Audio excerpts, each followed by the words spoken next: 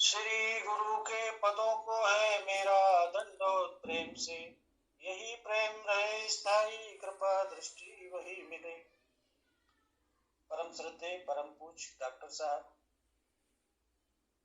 माता जी तथा इस गूगल मीट में जुड़े हुए सभी ज्येष्ठ श्रेष्ठ विभूति स्वरूप विज्ञानीगण, आदरणीय प्रोफेसर जी, पांडे जी, शर्मा जी, डॉक्टर वाणी जी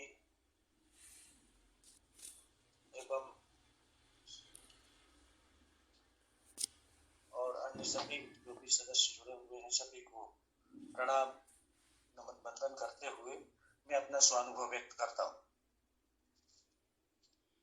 आवाज आ रही है मेरी ठीक से? पांडे जी जी आ रही है, आ रही आवाज पांडे आपकी, जी, आ रही आवाज आपकी। जैसा कि भगवान ने नर नारायण उत्तर क्रमांक 1118 में कहते हुए कि ज्ञानेंद्रियों के 4 भेद हैं, स्थूल, सूक्ष्म, कारण व महाकारण। वस्तु का सत ज्ञान चारों से मिलकर होता है। भगवान के ही ज्येष्ठ पुत्र डॉक्टर आनंद चैतन्य जी ने आध्यात्म विज्ञान की सर्वोच्च भूमिका से नक्शों में विज्ञान का सृजन किया है। प्रस्तुत नक्शे में जैसा कि डॉक्टर आनंद चैतन्य जी ने बोध दिया है, उसके अनुसार वस्तु का स्थूल स्वरूप क्षर है, जिसका निश्चय मन, जिसमें इंद्रियां संयुक्त रहती है, के द्वारा होता है। वस्तु का सूक्ष्म स्वरूप गुण साम्य है, जिसका निश्चय बुद्धि द्वारा होता है। वस्तु का कारण स्वरूप अक्षर है, जिसका निश्चय अहंकार द्वारा होता है, सूक्ष्म अहंकार। तथा वस्तु का महाकारण भाव पुरुषोत्तम रूप है, जिसका कि निश्चय चित्त द्वारा होता है।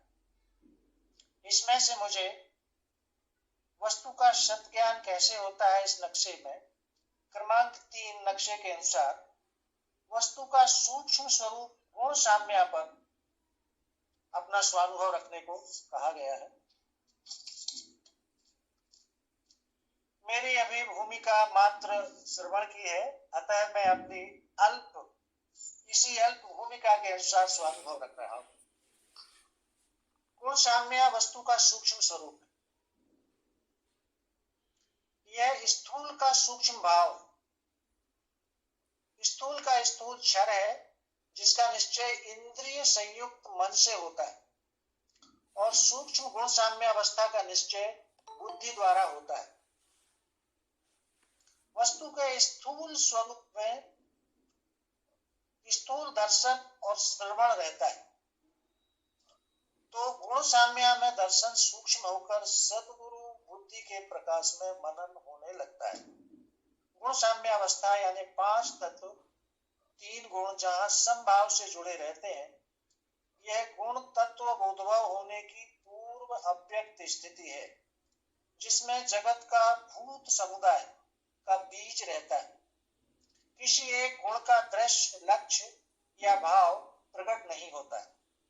इसीलिए गुण साम्य अवस्था स्थित पुरुष को एक गुण साम्य ही दिखती है। 3 गुणों का चक्र तो प्रकृति में समभाव से घूम ही रहा है, पर इसमें गुणों का दृश्य सूक्ष्म रूप से बुद्धि की संवेदना में प्रत्यक्ष प्रकट होना, अर्थात बुद्धि को ज्ञात होना, यह गुण साम्य का स्थूल क्षर भाव है। और इसी प्रकार भासने वाली संवेदनाएं अनंत हो सकती हैं, जो परिवर्तित होती रहती हैं, पर इनके एक भास रूप अधिष्ठान की प्रतीति होना, यह गुण साम्य अवस्था का अक्षर भाव है। तथा ये दोनों भौतिक क्षर दृश्य और अक्षर भास का आधार अस्तित्व का प्रियत्व है, जिस कारण वे बुद्धि में स्थिर रहते हैं। यह गुण साम्य अवस्था का पुरुषोत्तम भाव। गुण साम्य अवस्था को भगवान ने शून्य अवस्था भी कहा है, वैदिक भागवत पेज 27 पर। इसमें गुण शून्य अवस्था में का भाव गुण साम्य का सत्व गुण है। किसी क्रिया का विचार उदय पाना इसमें का रजोगुण है, तथा कार्य में प्रत्यक्ष प्रवृत्त होना इसमें का तमोगुण है। नक्शे में नीचे गीता के 3 श्लोकों का उल्लेख है। प्रातः काल प्रातः समय में सारी सृष्टि अव्यक्त से बने, फिर ये रात आते ही उसी अव्यक्त में मिले। गीता अध्याय 8 का 18वां। वैसे ही भूत ये सारे बारंबार परवशी, दिन में पार्थ होते हैं, रात्रि में लय में मिले। गीता अध्याय 8 का 19वां। वैसे तो विश्व स्वयंभू है और सृष्टि उत्पत्ति की कल्पना पौराणिक है। व्यास जी ने इसी आधार पर गीता में वर्णन किया है। गीता अध्याय 14 के 3 श्लोक के अनुसार, मेरी योनि महत ब्रह्म, वहां गर्भ मैंने दिया, उसी से सब भूतों की हो गई उत्पत्ति भारत। इसीलिए गीता 8:18 का अर्थ है, अव्यक्त से सृष्टि बनी, अर्थात गुण साम्या प्रकृति में गुण क्षोभ होते ही गुण पंचतत्व आदि निर्माण हुए। जब परमात्मा ने महत ब्रह्म यानी गुण साम्या क्षर प्रकृति रूपी योनि में जीवात्मा रूपी बीज डाला, तो उसमें 4 खाने की 84 लक्ष योनि उत्पन्न हुई। यह उत्पन्न होने की कल्पना प्रातः काल, पृथ्वी स्वेद जंड जारस होता हुआ जीव जारस श्रेष्ठ मनुष्य में आया तथा चक्र पूरा होते ही तृप्ति होकर पुनः गुण साम्या में मिल गया, यही रात है। गुण साम्या के अधीन रहने से भूत सृष्टि को परवशी कहा गया है, जिसका प्रातः काल उत्पन्न होने तथा रात्रि में लय होने का चक्र बारंबार चलता रहता है, जब तक जीव मुक्त नहीं हो जाता। श्लोक की अंतिम पंक्ति जो गीता अध्याय 13 के श्लोक 20 से ली गई है, इसकी ऊपर की पंक्ति कार्य कारण कर्तव्य, इनका बीज स्वभाव है। इसका संबंध क्षर प्रकृति से है तथा अंतिम पंक्ति सुख दुखादि भोगों का साक्षी पुरुष है कहा, और कार्य कारण कर्तव्य के परिणाम स्वरूप जो सुख दुखादि प्राप्त होते हैं, उनको जानने वाला साम्य अवस्था में स्थित पुरुष क्षेत्रज्ञ है, वह प्रकृति का साक्षी है। साम्य अवस्था का यह अव्यक्त रूप है। तो इस तरह से मेरा निवेदन और स्वागत को मैंने रखा। सादर नमस्ते। अब आदरणीय डॉक्टर साहब से निवेदन है कि हमें इस नक्शे पे अपना दिशा निर्देश प्रदान करें। अभी आपका सर म्यूट है, माइक जो उसमें। अभी शुरू हुआ? जी जी जी जी जी।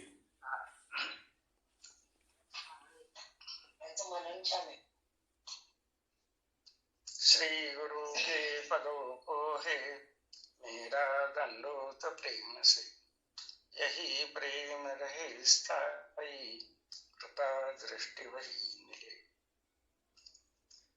नवम बुद्ध अवतार भगवान श्री मायानंद चैतन्य जी के जयंती महोत्सव पर उपस्थित सभी विज्ञानी विभूति स्वरूप को नमन करते हुए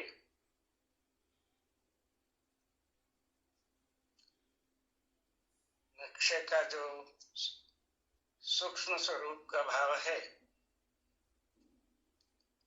उसका दृश्य लक्ष्य और भाव समझने का प्रयास हम करेंगे।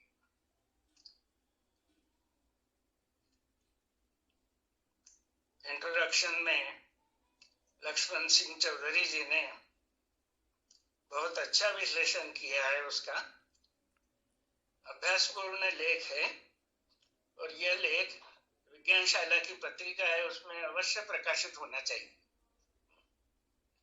तो उस दृष्टि से लक्ष्मण जी से मैं रिक्वेस्ट करूंगा कि उसको एक लेख का स्वरूप देके आप उसको विज्ञानशाला पत्रिका में अवश्य दी। जी स्वामी जी। मेरी ये साम्यावस्था का स्वरूप जो है ये वस्तु की सूक्ष्म अवस्था है।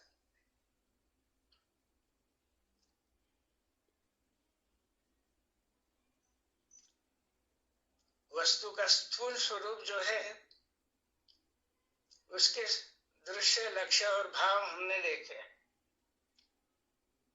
स्थूल स्वरूप में भी पंचतत्व और त्रिगुण है।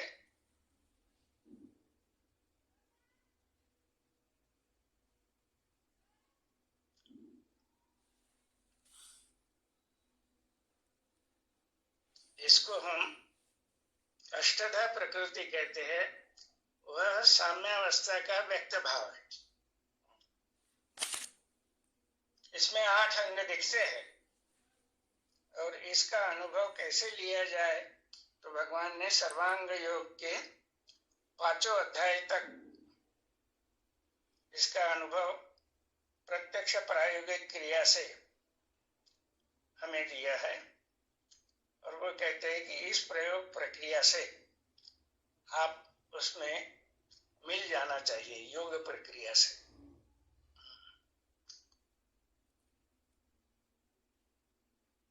तो तीनों भाव एक रूप ही है। दृश्य पंचतत्व है, दृश्य प्रकृति का स्थूल भाव यानी त्रिपुटी में अगर देखा जाए तो पंचतत्व त्रिगुण और साम्य अवस्था, यह साम्य अवस्था की त्रिपुटी है। और उसके नीचे का जो स्वरूप है, स्थूल स्वरूप, उसमें पंच महाभूत, पंचतत्व और त्रिगुण ये आते हैं। और ये तीसरी अवस्था जो है गुण साम्य अवस्था, इसमें पंचतत्व दृश्य के स्वरूप में आते हैं, स्थूल स्वरूप में, त्रिगुण सूक्ष्म स्वरूप में और साम्यावस्था कारण स्वरूप में। और उसी को डॉक्टर आनंद चैतन्य जी ने नक्शे में समझाते वक्त जो नाम दिए है कि यह वस्तु के क्षर स्वरूप में का पुरुषोत्तम भाव है। त्रिगुण अक्षर भाव है और पंचतत्व यह दृश्य भाव है।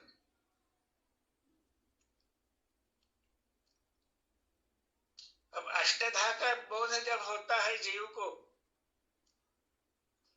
तो जीव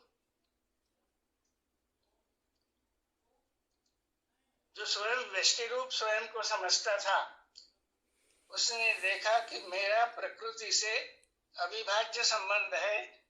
वास्तव में मेरे प्रकृति का यथार्थ स्वरूप अष्टधा प्रकृति ही है। तो प्रकृति का ये भाव उसने जान लिया। तो इसमें जगदाभास, स्थूल जगदाभास और सूक्ष्म जगदाभास, इसमें जो त्रिगुण कार्यरत थे,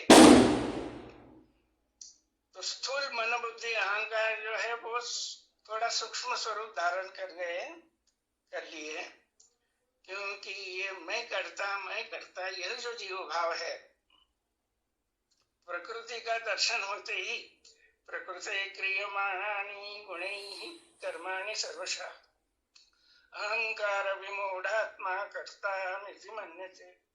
तो ये स्थूल स्वरूप का ही बोध अगर हो गया, तो ये जीव का सूक्ष्म अहंकार जो है उसका बल क्षीण होकर वह शुद्ध होने की प्रक्रिया शुरू हो जाती है। और इसलिए जब साम्यावस्था का दर्शन भगवान कहते हैं कि ऐसे ये 8 ही अंग स्थित है क्षर भाव में, ये 8 ही अंग स्थित है,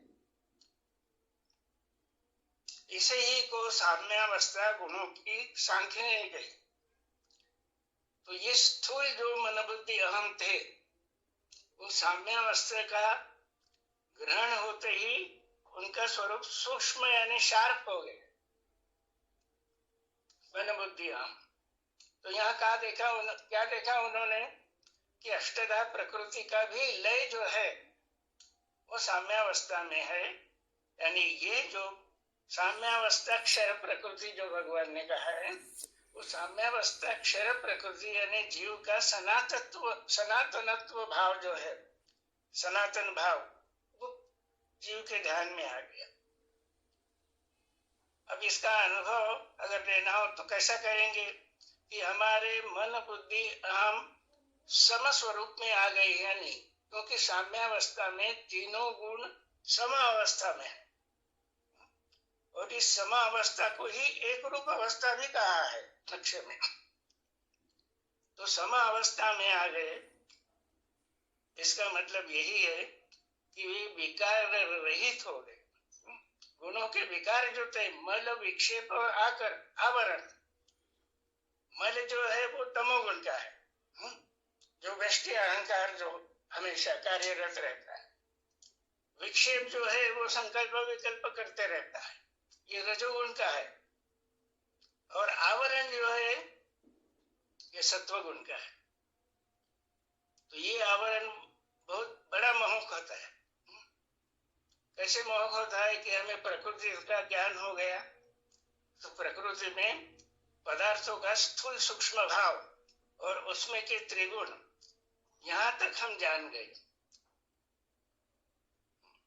तो ये सब ज्ञान शब्दों के माध्यम से हो रहा, और शब्दों ग्रहण किए हमने, और वो शब्द ग्रहण करके हम अगर बतला दिए तो वो अनुभव तक नहीं पहुंचे।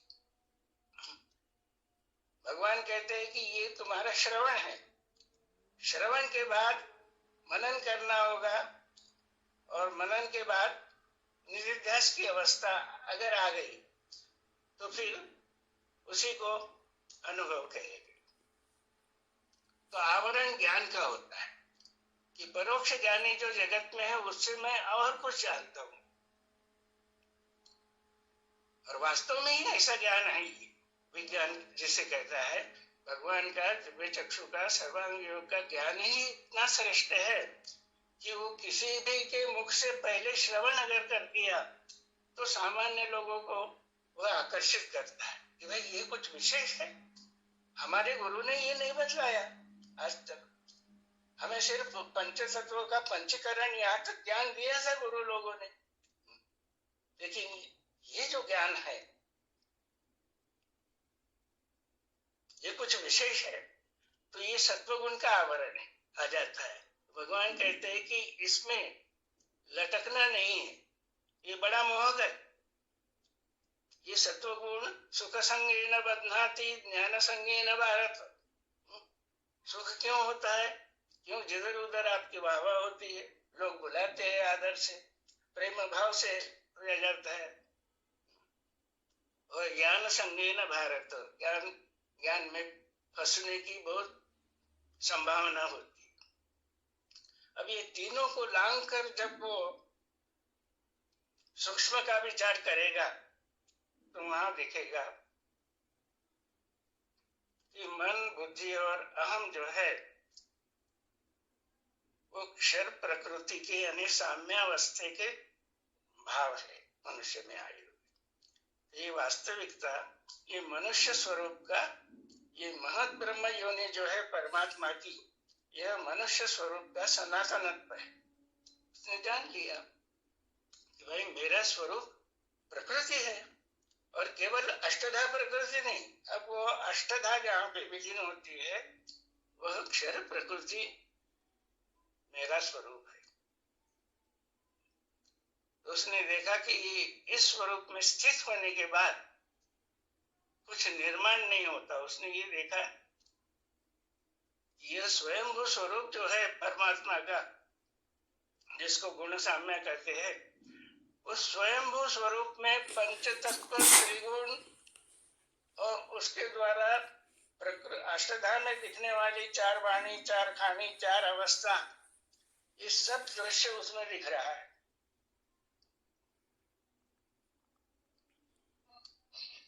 तो इसका अहंकार जो है, जो सूक्ष्म लीन हो गया था,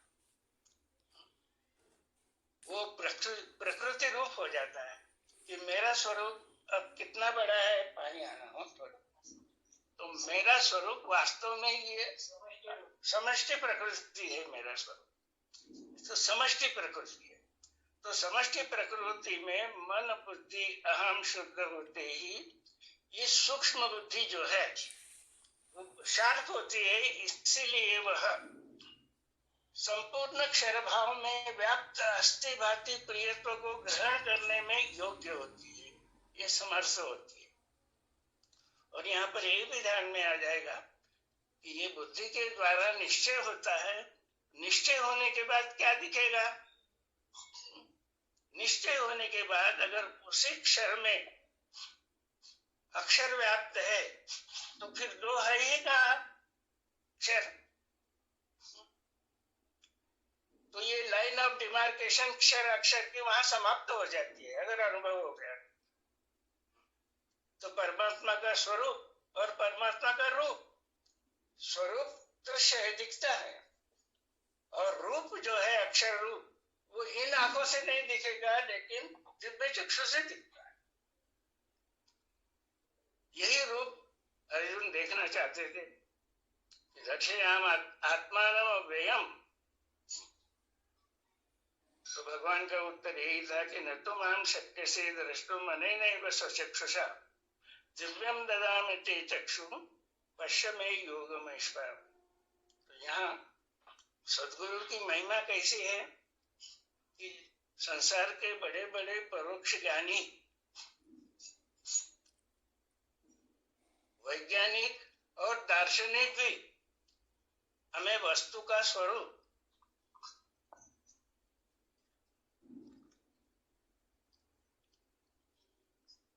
यानी हमारे मनुष्य रूप की जो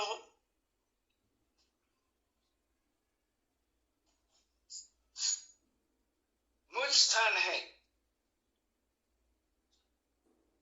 मनुष्य का, महत् ब्रह्म, मम योनिर्महत् ब्रह्म तस्मिन् गर्भं ददाम्यहम्, उसका अनुभव परोक्ष ज्ञान से नहीं होता। तो इसलिए वैज्ञानिक और दुनिया के दार्शनिक सब लोग प्रयास कर रहे हैं, जो दृश्य है अपने स्वरूप को ही जानने का प्रयास कर रहे हैं, लेकिन सबों को क्या दिख रहा है? सबों को अष्टधातक दिखता है, गुणों का दृश्य दिखता है।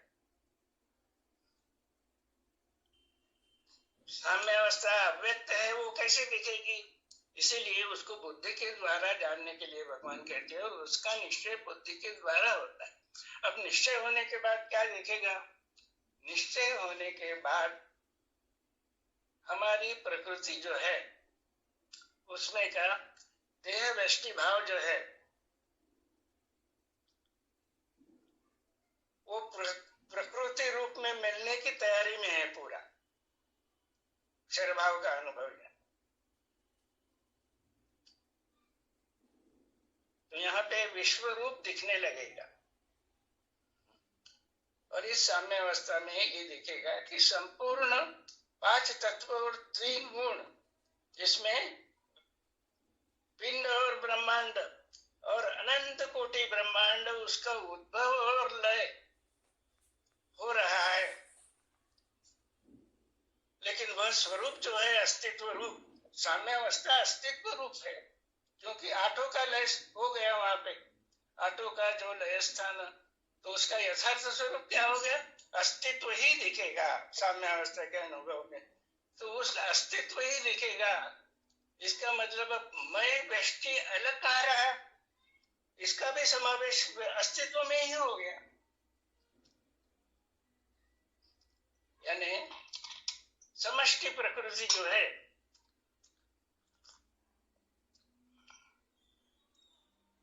उसका अनुभव अगर आ गया तो हम जो व्यष्टि के देह भाव के इसमें अनंत कार्य करते हैं उससे मुक्ति हो जाएगी। किसी एक संप्रदाय का काम करते हैं, किसी पक्ष का काम करते हैं, तो दिखेगा कि ये सब पक्ष, पंथ, संप्रदाय, कुल, जाति, ये भाव प्रकृति में है या नहीं? तो ये चातुर्य जो है, ये ईश्वर का चातुर्य है। और ईश्वर निर्गुण निराकार, इसलिए उसका चतुर्भुज स्वरूप जो है, इसको माया का है, क्षर स्वरूप। अब भगवान के साहित्य में बहुत ऐसा दिखता है कि क्षर स्वरूप माया कहा, कभी कभी अष्टधा को भी माया कहा, लेकिन वो जो सूक्ष्म भेद है वो उन्होंने एक ही लाइन में स्पष्ट कर दिया 5वें अध्याय में, और इस अध्याय में और स्पष्टता से दिखा दिया कि भाई सूक्ष्म स्वरूप जो है वो क्षर साम्यावस्था है, और नक्शे में जो दिखाया उसको कहा है क्षरोद्भव देह। तो ये समझना चाहिए कि क्षर साम्यावस्था जो है उसका स्फुरण, यानी उसका स्थूल स्वरूप, उसका क्षर स्वरूप जो है वो जीव का, यानी हमारा आपका सबका अंतःकरण है।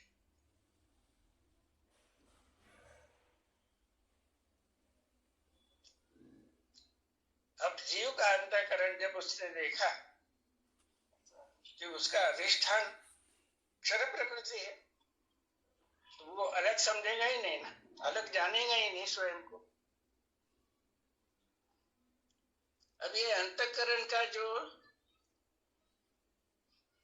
स्थूल अंतःकरण जो स्वरूप है, तो भगवान ने समझाया कि ये अंतःकरण जो है मनुष्य का, यह अंतःकरण आकाश तत्व का मूल स्वरूप है।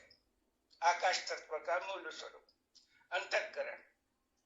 और नक्शे में जो बतलाया है कि ये मनुष्य के अंतःकरण में 4 ज्ञानेंद्रिय है।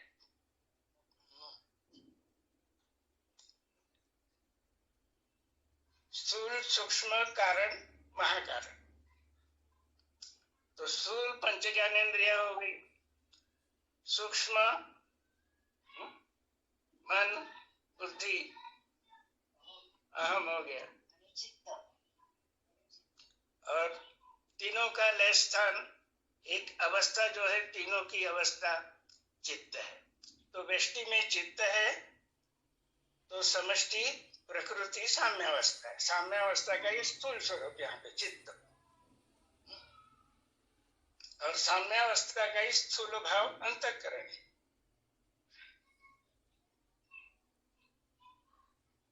तो ये अंतःकरण में ही मैं भाव है ना, व्यष्टि का, व्यष्टि रूप मैं, मेरा चित्त ठिकाने पे नहीं था, मेरी बुद्धि, मैं जानता हूं, ये सब ये महत्त्व जो कहा है, साम्यावस्था का स्फुरण रूप जो है, वासना रूप व्यष्टि में, इसी को महत्त्व कहा है।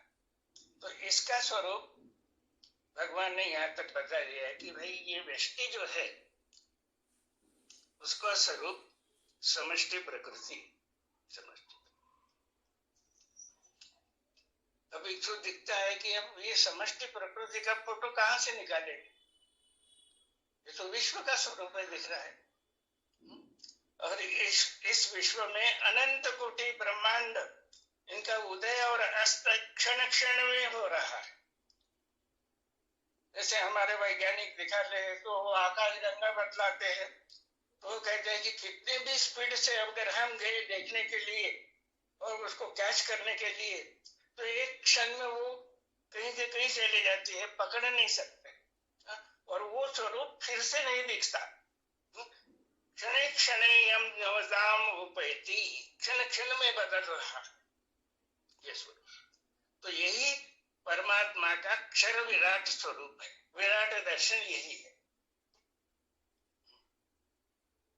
तो इसमें यहाँ क्या होता है कि वैज्ञानिक और दार्शनिक दोनों भी जानने की कोशिश कर रहे हैं, लेकिन अलग होके जान रहे हैं। मैं जानता हूं, तो विज्ञान में, अध्यात्म विज्ञान में कहा है कि भाई जानने वाला जो है, जो जिस अधिष्ठान से आया है उसको ही बोल रहे हैं। अधिष्ठान तेरा क्षर प्रकृति साम्य अवस्था है, वही तो तेरा स्वरूप। अब उसमें मिल जाने के बाद क्या दिखेगा कि अब क्या खोज करोगे? तो यहाँ पे ज्ञान की प्रक्रिया जो है, ये त्रिपुटीमय प्रक्रिया उसके ध्यान में आ गई कि ज्ञान में दृष्टा और दर्शन ये दोनों दो ही भाव नहीं रहते। दृष्टा और दर्शन जिस अधिष्ठान पे है उस अधिष्ठान का बोध हो गया उस। तो इसीलिए विश्व वस्तु जो है उसका इसको उसका यह स्वयंभू स्वरूप है, यानी परमात्मा का स्वरूप है। अब ये परमात्मा का स्वरूप जिसका अनुभव हो गया तो वो व्यक्त कैसे होगा? तो व्यक्त होगा कि ये मेरा ही स्वरूप है, आप ही आप। तो आप स्वयं को कभी अप्रिय हो सकते हैं क्या? ये प्रियत्व भाव है। तो इसलिए ये नक्शे का वैशिष्ट्य ये है कि ये प्रियत्व भाव वास्तव में पुरुषोत्तम भाव है प्रियत्व का। और नीचे जो दो त्रिपुटियां रहेगी, एक त्रिगुण की त्रिपुटी और उसके नीचे की पंचतत्व की त्रिपुटी, वहां हम अस्थि भांति प्रियत्व कैसा रखेंगे? प्रियत्व स्थूल के स्थान में रखेंगे। लेकिन इस अवस्था में पहुंच जाने के बाद ये प्रियत्व जो है वो अपने स्वरूप के स्थान में आ जाता है, पुरुषोत्तम भाव में आता है। इसलिए ये प्रश्न मुझे भी पड़ा था कि भाई हम तो आज तक यही सुन रहे थे कि अस्थि भांति प्रियत्व क्षय भाव है सर्वत्र, लेकिन इस नक्शे में ये बतलाया है कि ये जो प्रियत्व है जीव को अपना अधिष्ठान मूल स्वरूप उसकी पहचान हो गई। अब यहाँ हो जाने इतना हो जाने के बाद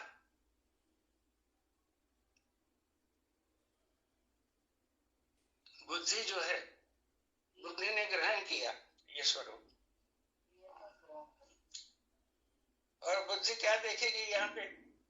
बुद्धि के ध्यान में आ गया कि अब भगवत गीता में भगवान पुरुषोत्तम भाव से जो कह रहे हैं कि अहम आत्मा गुणाकेश सर्वभूताशयस्ते सर्वभूतास्तमात्मानं सर्वभूतानि चात्मनि, इसकी प्रथम अवस्था तो आएगी अक्षर अनुभव।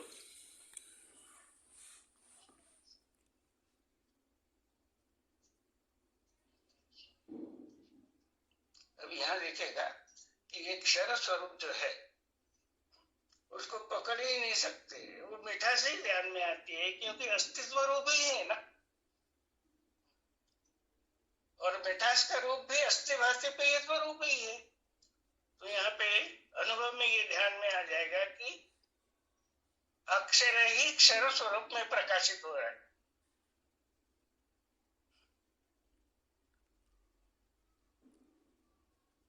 इसका अनुभव है। तो कोटि कोटि ब्रह्मांड का उदय अस्त जो है वो इसी में हो रहा है।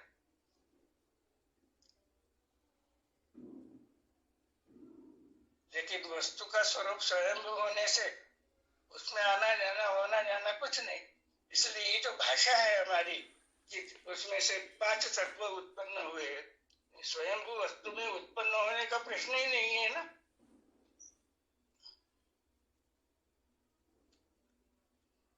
स्वयंभू वस्तु की स्फुरण रूप इच्छा शक्ति जो है वही त्रिगुणों के रूप में क्रिया शक्ति होती हुई पंच तत्व में द्रव्य शक्ति से कार्य कर, तो अलग थोड़ी उत्पन्न नहीं हुए। परमात्मा के प्रकृति में स्वयंभू दृश्य है वो, ऐसा अनुभव में ध्यान में। अब इस विषय में 2 प्रश्न किए गए।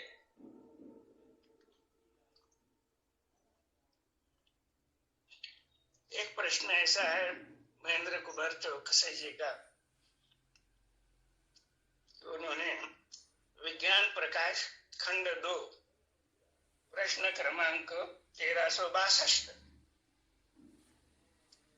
उसमें प्रश्न पूछा गया है कि क्षर, अक्षर और पुरुषोत्तम, इसका पृथक्करण करके दिखाइए आप क्षर स्वरूप में, 3 गुणों में और पंचतत्व में।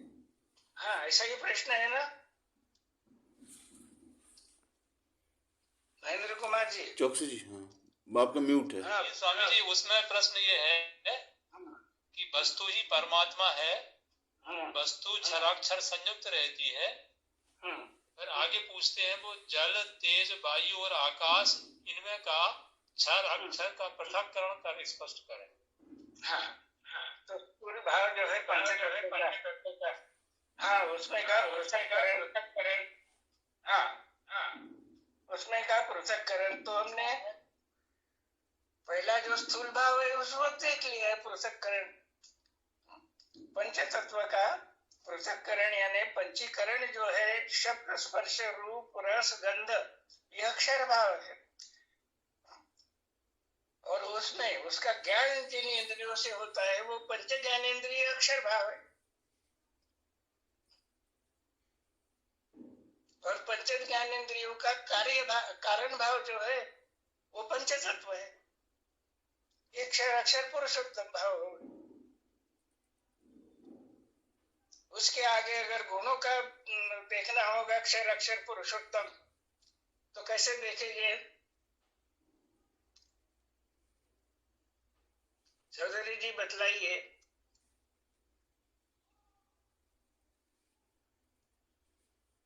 गुणों की भी एक त्रिपुटी है ना, तो वो त्रिपुटी कैसे स्पष्ट करेंगे?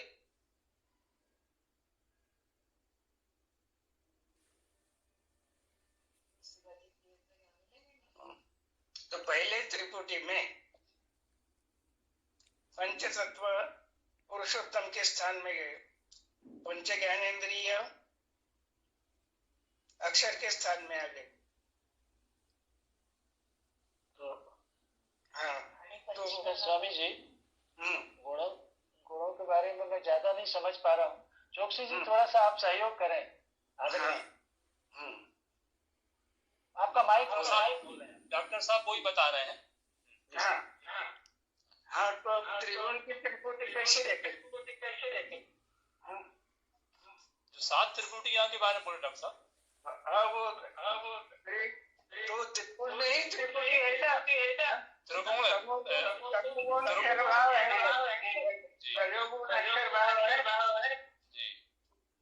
ये डबल आवाज सुनती आ रही? हाँ वो क्या 2 माइक में प्रॉब्लम है?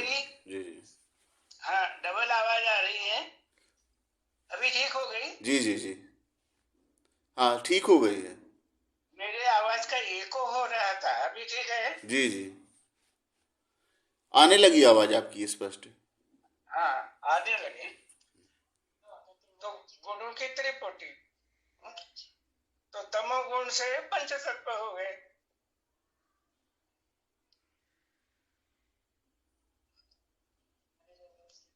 तो गुणों का स्वरूप में आ जाएंगे, वो त्रिगुण ऊपर रहेंगे।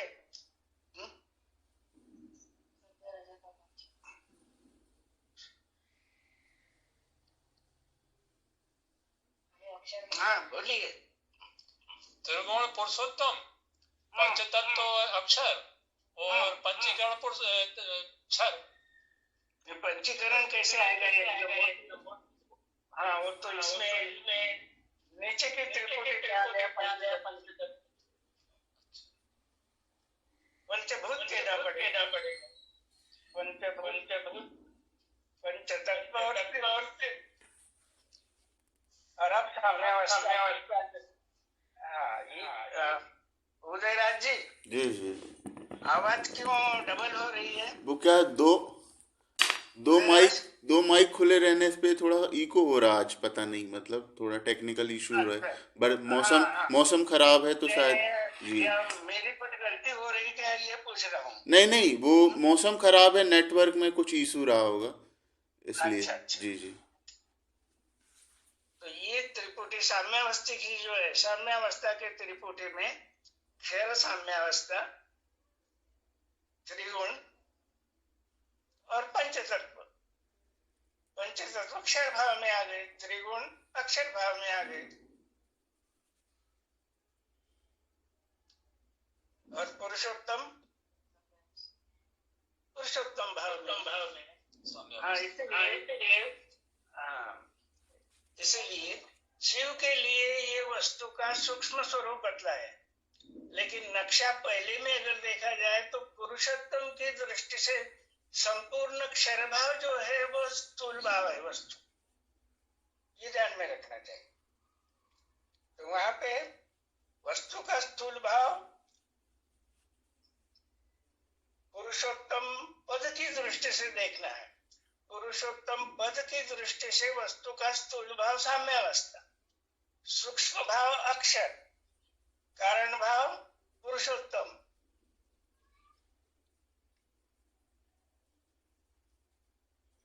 तो पहले नक्शे में और दूसरे नक्शे में ये थोड़ी भिन्नता दिखेगी ना आपको।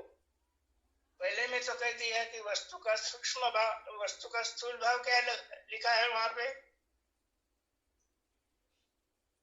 पढ़ा है स्थूल भाव, वस्तु का स्थूल भाव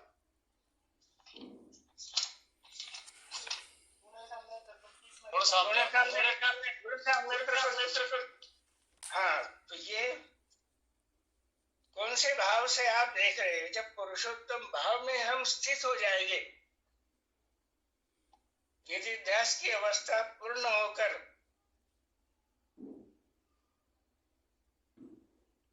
अक्षर का निश्चय होते ही पुरुषोत्तम भाव ध्यान में आ जाएगा, और वहां पे क्या दिखेगा कि सर्व एक और अनेक, ये भाव अनेकत्व का भाव दिखता है अक्षर प्रकृति में, एकत्व दिखता है अक्षर में, लेकिन दोनों में अस्थि रूप पुरुषोत्तम ही है सब। इसलिए पंचतत्व भी पुरुषोत्तम ही है, अस्तित्व ही है।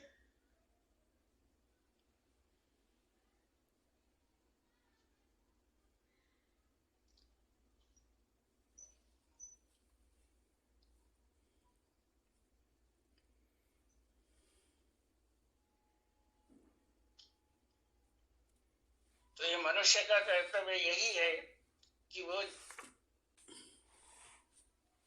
जिस क्षर प्रकृति से आया वही प्रकृति माता की पूर्ण पहचान हो जाए उसको।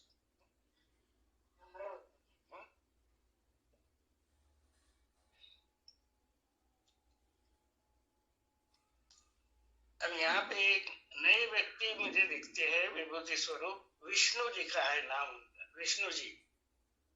वो आज ज्वाइन हो गए क्या विष्णु जी? नहीं, पिछली बार भी थे वो। हाँ, तो आज है, आज भी है। हाँ, तो उनका जरा परिचय करवा दीजिए विष्णु जी। उदयराज जी परिचय करा दीजिए। विष्णु जी हो गए तो वो स्वयं परिचय करा देंगे ना 2 मिनट में। शर्मा जी आप हैं? अभी आवाज आ रही शर्मा जी?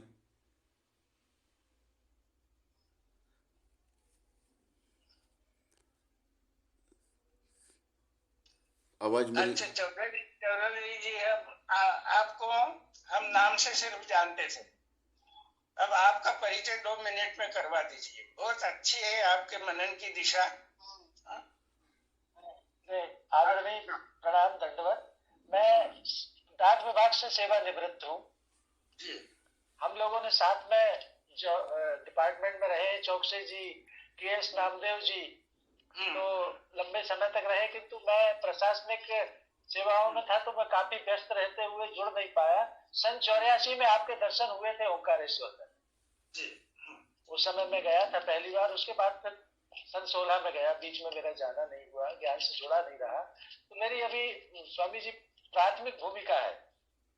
बीज जरूर था पहले से, सन 75 से 5वें संचालक जी नरसिंहपुर में जुड़े रहे, उनसे जुड़ने का मौका मिला था। और अब थोड़ा सा समय मिल रहा है तो मैं देखने का प्रयास कर रहा हूँ, पर अभी शब्द ज्ञान तक ही सीमित हूँ, अभी स्वानुभव बहुत ऐसा कुछ नहीं है। और मैं यही भोपाल में रहता हूँ। बाकी जितना संभव होता है उतना थोड़ा बहुत देखते रहता हूँ। हाँ, भगवान कहते हैं कि इस विद्या का क्वालिफिकेशन यही है कि मुमुक्षुत्व है। जी जी। उसको खूब ज्ञान की जरूरत नहीं है। मुमुक्षुत्व यानी अंतःकरण की शुद्धता, सरलता, जिसके पास है वो अनुभव के नजदीक बहुत जल्दी से जाएगा। जी। तो आदरणीय, मेरा नाम है, हाँ, मैं नाम नहीं बता पाया आपको, मेरा नाम है लक्ष्मण सिंह चौधरी। हाँ जी जी। और बाकी सेवानिवृत्त हूँ। और हम साथ में सत्संग सप्ताह में हम और चौकसी जी करते रहते हैं, जितना हो सकता है 2 घंटे का। बहुत अच्छा है सत्संग। वो 1918 से लगातार चल रहा है, 5 साल हो गए। यही मेरा अखंड करते रहिए वो सत्संग, बहुत अच्छा चल रहा है। जी जी। अब डॉक्टर वाणी जी, आपका भी परिचय अन्य लोगों को करवा दीजिए 2 मिनट में। म्यूट है आपका, म्यूट है जी। मैं मनोहर वाणी गुना से हूँ। महाराष्ट्र के हेल्थ सर्विसेज में सर्विस किया करता था। 2008 में मैं इसमें से निवृत्त हो गया। पेशे से डॉक्टर हूँ। सर्विस में भी डॉक्टर का काम अभी रिटायरमेंट के बाद में भी चालू ही है। जितनी जब मैं ये अल्प सेवा अभी भी देता हूँ। और आफ्टर रिटायरमेंट चांदेकर सर से मैं जोगावार सर के कारण उनके थ्रू जुड़ गया और तब से जुड़ा हुआ हूँ। थोड़ी थोड़ी जैसे भी जमता है वैसे मैं अभ्यास करता हूँ। और हर शनिवार को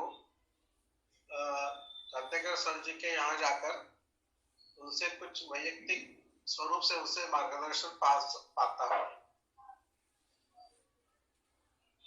धन्यवाद। हाँ डॉक्टर जोगावार जी, आप भी अपना परिचय कर दीजिए 2 मिनट में।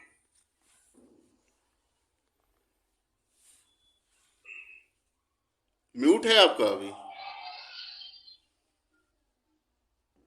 हाँ जोगावार जी, आपका माइक म्यूट है, अभी बंद है वो।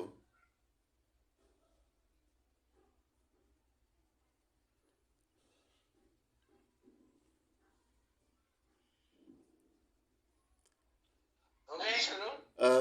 वाणी जी, आप बोल दीजिए मराठी में, शायद तो समझ नहीं पा रहे। जोगावार सर तुमचा माईक सुरू करा।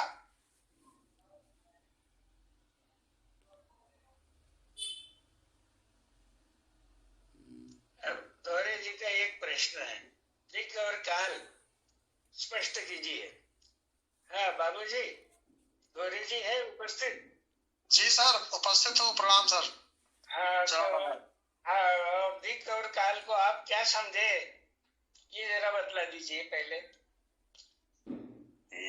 दिक् का तात्पर्य स्पेस, आकाश से लिए लेते हैं क्या, स्पेस से, ऐसा समझ में आया है। और काल यानी समय, लेकिन उसकी संगति नहीं बिठा पा रहा हूँ। अच्छा, तो दिक् का क्या कहा आपने, दिक् कहाँ से आया है? आकाश, स्पेस। हाँ स्पेस, आकाश तत्व, पंचतत्व नहीं है ना? नहीं, पंचतत्व का सब चारों का लय हो गया। हाँ, तो आकाश का स्वरूप कहाँ है, मूल स्वरूप? महाकारण भाव आकाश का, आकाश का महाकारण भाव तमोगुण, महाकारण भाव साम्य अवस्था। जी सॉरी, हाँ साम्य अवस्था। 5 तत्व और 3 गुणों की साम्य अवस्था है ना? जी बराबर बराबर। तो अंतःकरण जो है जी, व्यक्ति का, मनुष्य का अंतःकरण, ये साम्य अवस्था का अक्षर स्वरूप यानी स्थूल भाव। और ये अंतःकरण आकाश तत्व का मूल रूप है। बराबर। यानी यहाँ आकाश तत्व ही है स्पेस के रूप में। जी जी जी। और जो अंदर है आकाश, वही सर्वत्र है। बिल्कुल बिल्कुल। तो इसको स्पेस कहते हैं। जी, यानी अपने विज्ञान के शब्द में आकाश ही है वो। जी। एक टाइम की कल्पना का है, क्या है?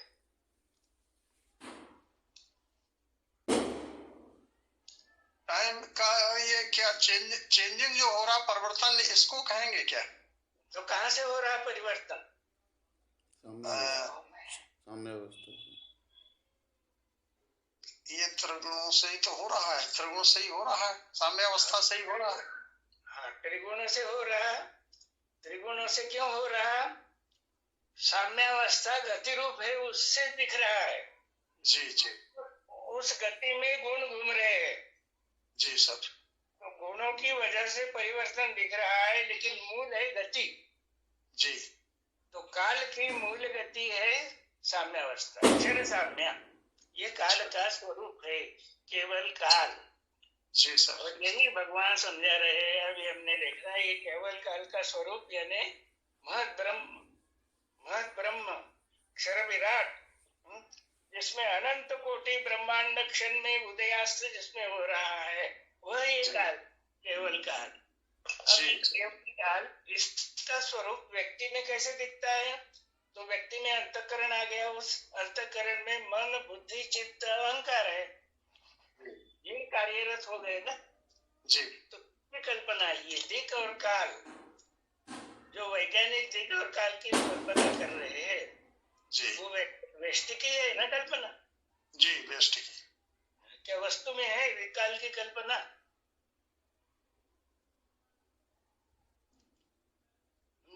मनुष्य छोड़कर किस योनि में, पृथ्वी स्वेदज अंडज जारज, किस योनि के जीव को काल की कल्पना है? बतलाइए।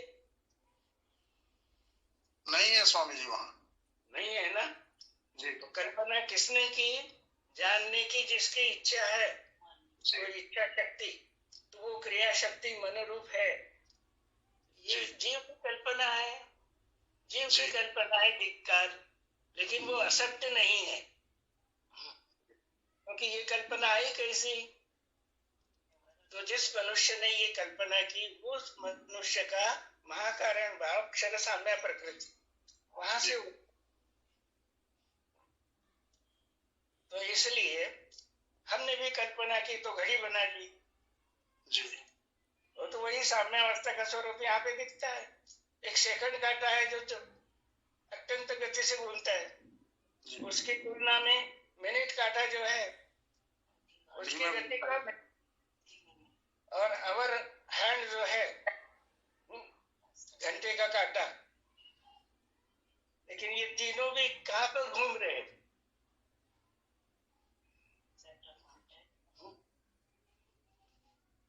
कारण रूप प्रकृति है ना, कारण रूप प्रकृति। हाँ, वही बोल रहे हैं। तो ये मनुष्य की कल्पना हो गई, ये मनुष्य की कल्पना। अब वैज्ञानिक जो है और बड़े चक्र में जाते हैं जी। अब मनुष्य ने बड़े बड़े चक्र बनाए, कारखाने बनाए, वो भी चक्र घूम रहे हैं। लेकिन ये सब चक्र जो है, उन चक्रों का आधार क्या है?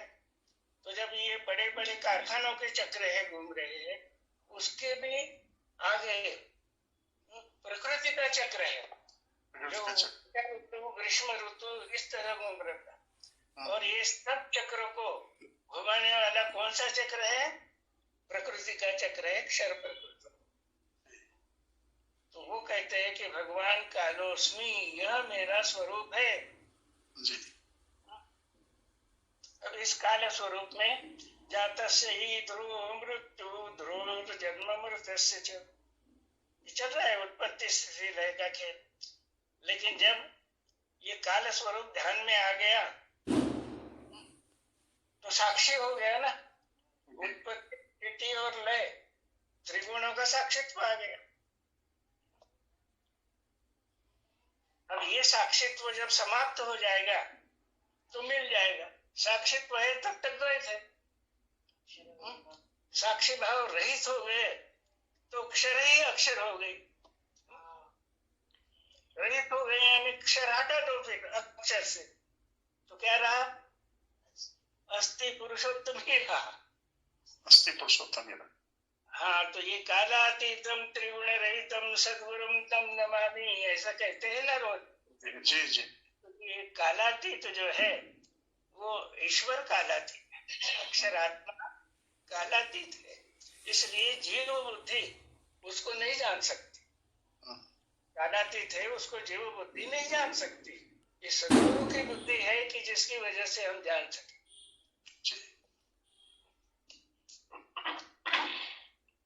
काल चक्र में देखे जैसे जैसे व्यापक हो जाता है, तो ये 24 घंटे का चक्र है। युग चक्र कितना है? फिर भी कल्पना ही है ना, लाखों वर्षों का। सबके युग चक्र एक सभी के नहीं होते, उसमें भी भेद है। हाँ। कृतयुग, त्रेता, द्वापर, कली, इसका प्रमाण जो है वो भी आप अभ्यास करेंगे तो अलग अलग ज्योतिष और पंचांग जो है उनमें अलग अलग दिखेगा। तो वो ब्रह्मा का वगैरह प्रमाण, ये जो है वो मनुष्य की कल्पना है। ब्रह्मा यानी मनुष्य ही है, रजोगुण की विभूति।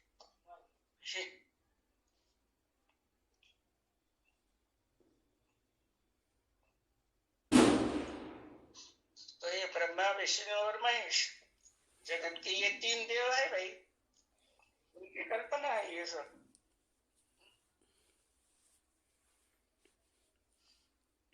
सदगुरु ने स्वयंभू वस्तु दिखा दिया, इस पे कौन सी कल्पना है? त्रिपुटी की कल्पना भी लय हो गई।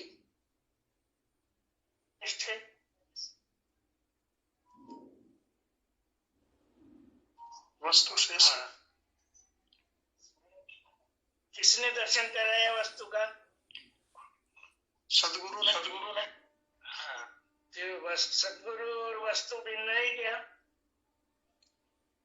एक ही है, सदगुरु वस्तु ने ही स्वरूप धारण किया। हाँ, तो जिन्होंने जाना उन्होंने ही उसको गाया। सदगुरु परम ब्रह्म भगवान जी। परम ब्रह्म वस्तु परमात्मा और सदगुरु भिन्न नहीं है। नहीं।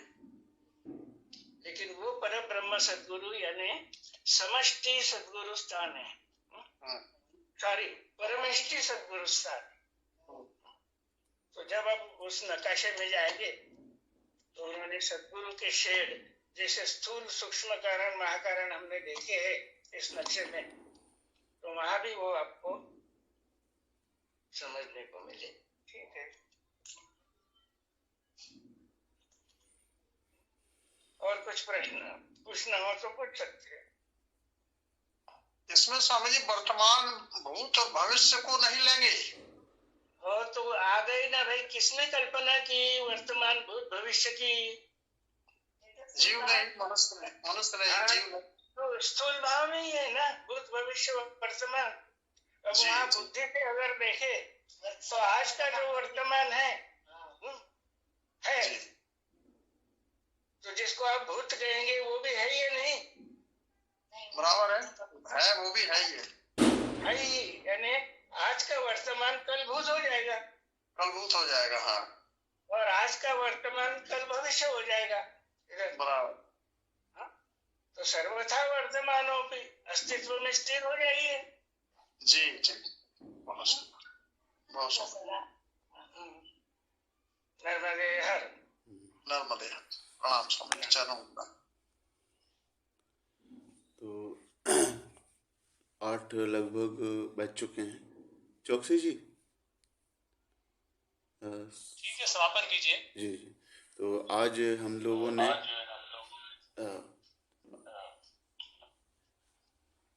आज हम सभी ने ये बुद्ध जयंती के अवसर पर इतना ऊर्जावान सत्संग ये हम लोगों का हुआ, और हम आभारी हैं लक्ष्मण चौधरी जी के, जिन्होंने आज वस्तु के सूक्ष्म स्वरूप पर, गुण साम्य पर अपना स्वानुभव रखा, और सर से हमने उसमें सूक्ष्मता से और गहराई समझी, और विभिन्न शंका समाधान के माध्यम सभी का मतलब सभी के प्रश्न रहते हैं तो सभी का एक समाधान हुआ है।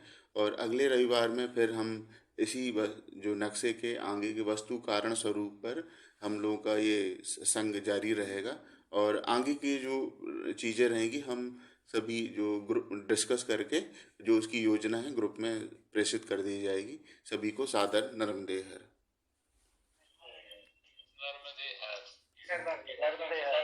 गौरी जी नर्मदे हर, बारी जी आगे जी डॉक्टर साहब नर्मदे हर, स्वामी जी नर्मदे हर। रमेश भाई अब आए? मैं 5 मिनट लेट हुआ। अरे आप तो अब रहे हैं, आप मैंने देखा ही नहीं। आप रमेश भाई का नहीं आप